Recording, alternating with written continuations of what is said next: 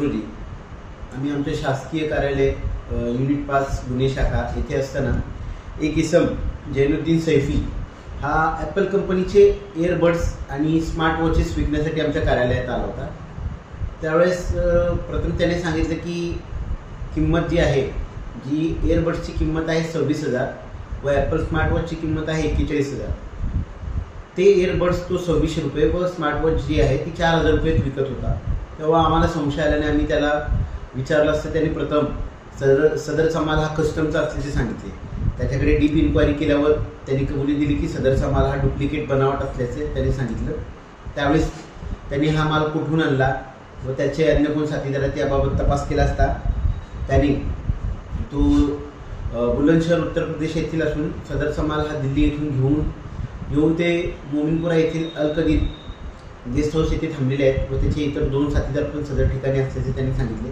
सदर ठिकाणी आम्ही त्याला घेऊन जाऊन छापा कारवाई केली। त्यामध्ये ॲपल कंपनीचे एकूण 167 इयरबड्स व 13 स्मार्ट वॉचेस जे आहेत त्या जप्त करण्यात आलेल्या आहेत। सदर जो बनावट मुद्देमाल आहे त्याच्यावर असलेल्या किमतीप्रमाणे एकूण मुद्देमालाची रक्कम आहे 50,48,333।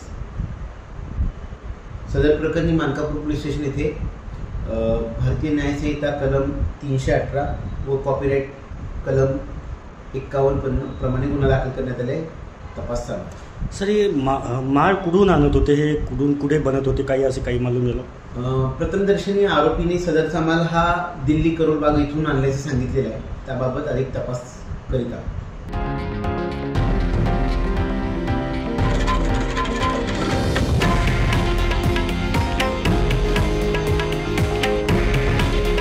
हे आहे देशातील नंबर 1 न्यूज नेटवर्क आणि आपण पाहत आहात TV9 मराठी। काळजी तुमची, हित महाराष्ट्राचं।